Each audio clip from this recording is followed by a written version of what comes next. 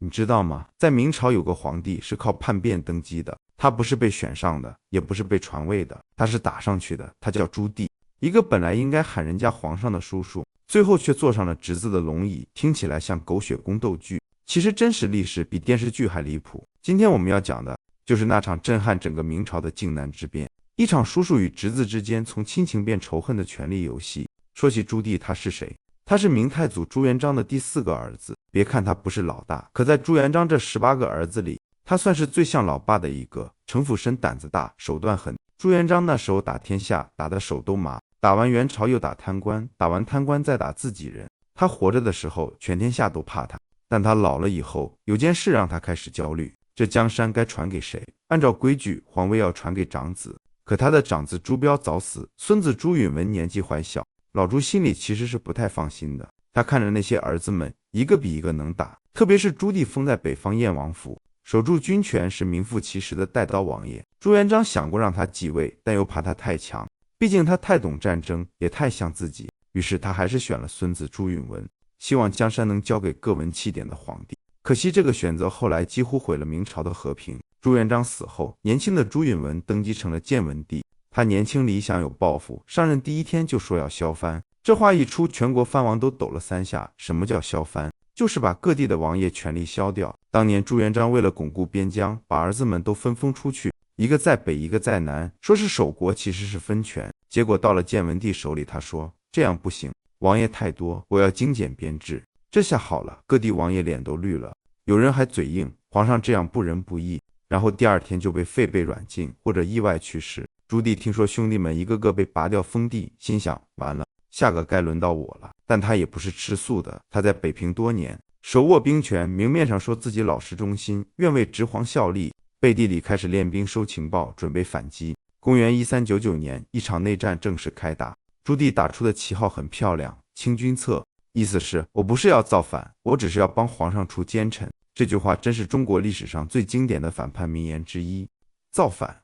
不，我是救皇帝。每个造反者都说自己是忠臣。一开始建文帝笑了，叔叔反我，他哪里敢？于是派了几个将军去北方平乱，结果全被打回来了。朱棣虽然是叔叔，但他是老将，他手下兵精粮足，战术又狠。第1年建文军连战连败，朝堂里开始慌，有人建议和谈，也有人建议继续打。朱允文还不信邪，朕不信天理不公。可惜战争最不讲天理。打到第3年，朱棣军一路南下，烧杀抢掠，直逼南京。明朝的军队看着旗号上清君侧3个字，都怀疑自己是不是反了，士气低落得一塌糊涂。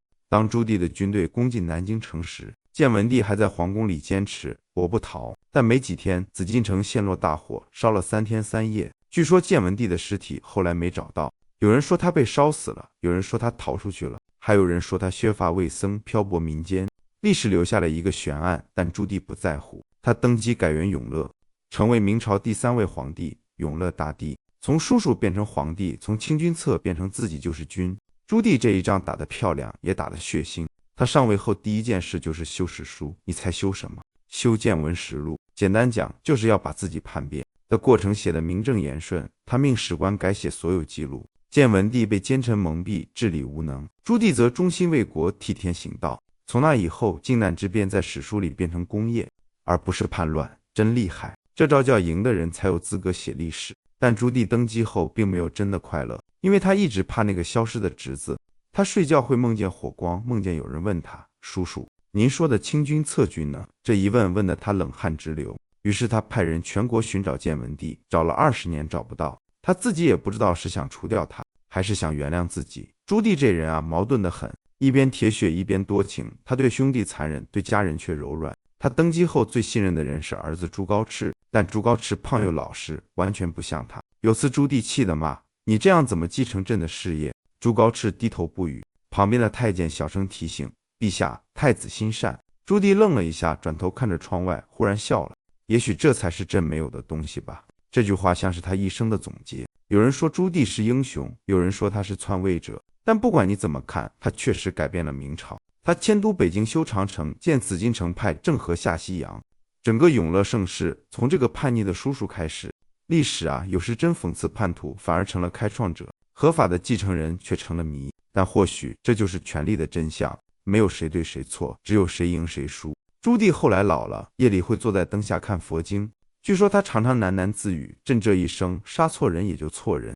旁边太监问：陛下后悔吗？他没回答，只是笑笑，那笑里有点无奈，也有点苦，因为他明白他赢得了天下，却输掉了安眠。你看历史上每一场夺权，表面是刀光剑影，背后都是一场人性的博弈。朱棣篡位不是因为他想当皇帝，而是因为他怕失去控制；而建文帝失败也不是因为他太仁慈，而是因为他不懂，在权力的游戏里，仁慈往往最先死。历史学家说靖难之变是篡位，但朱棣自己说那是救国，到底谁对谁错，也许只有他自己在梦里知道。不过对我们这些后人来说，更有趣的反而是这场叔侄之战让明朝往后100年都活在他的阴影下，那阴影里藏着权力血与人性最深的矛盾。